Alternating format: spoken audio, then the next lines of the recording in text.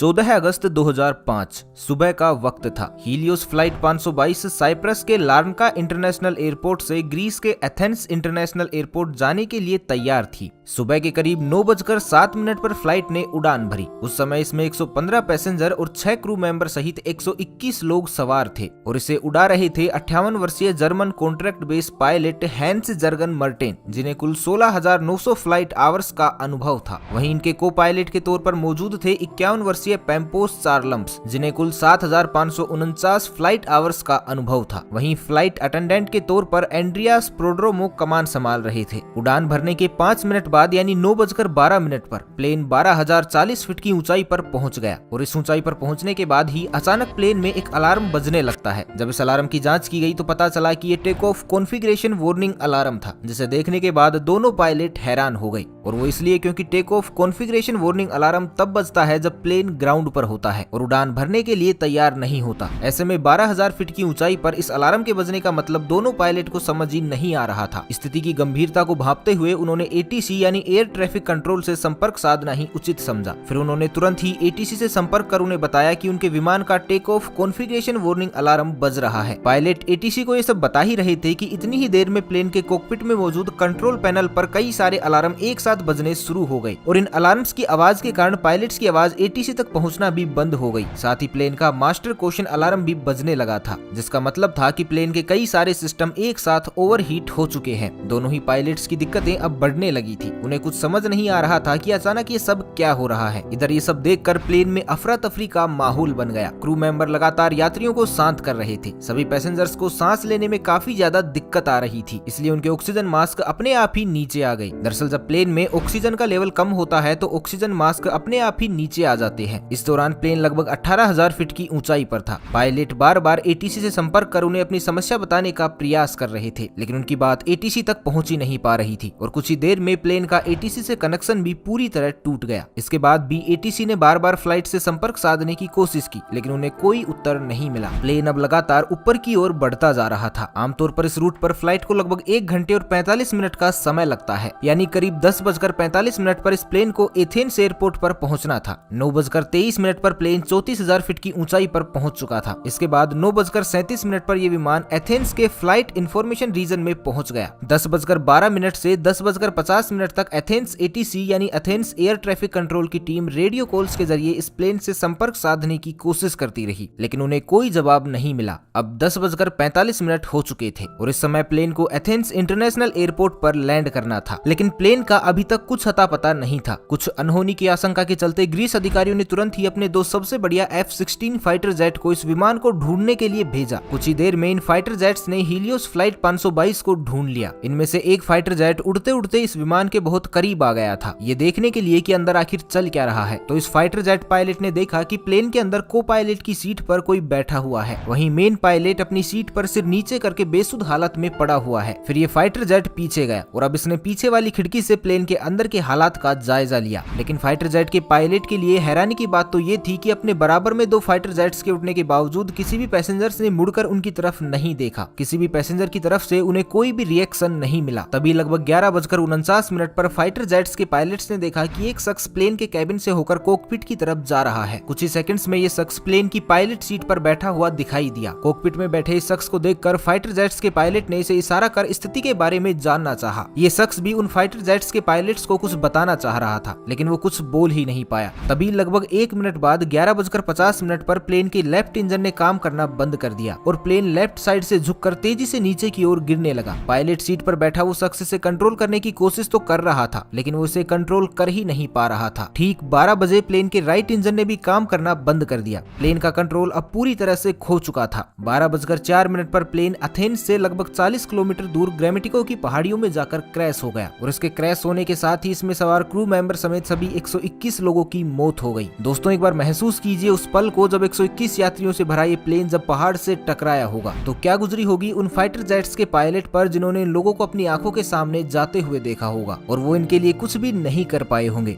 इसके बाद ग्रीस में फ्लाइट 522 के क्रैश होने की खबर सभी जगह आग की तरह फैल गई। तुरंत रेस्क्यू ऑपरेशन चलाया गया। सभी 121 लोगों की डेड बॉडी को एक एक करके ढूंढकर बाहर निकाला जाने लगा। लेकिन जब हादसे में मिली कुछ लोगों की डेड बॉडी की ऑटोप्सी की गई तो एक चौंका देने वाली बात सामने निकल कर आई। दरअसल जहाज में मौजूद ज्यादातर सभी लोग और पायलट्स प्लेन के क्रैश होने से पहले ही मर चुके थे। तो अब यहाँ सबसे बड़ा सवाल ये था कि जब पायलट प्लेन के क्रैश होने से पहले ही मर चुके थे तो लगभग 2 घंटे तक प्लेन का कंट्रोल किसके पास था। तो दोस्तों, हमने वीडियो की शुरुआत में एक व्यक्ति का जिक्र किया था, फ्लाइट अटेंडेंट एंड्रियास प्रोड्रोमो। जी हाँ, वो एंड्रियास प्रोड्रोमो ही थे जिन्होंने अभी तक इस जहाज को संभाले रखा था, क्योंकि अंत में उनकी ही आवाज एटीसी को सुनाई दी थी। एंड्रियास ने करीब 5 बार मेडे मेडे कहकर मदद की गुहार लगाई थी। Mayday. Flight 5.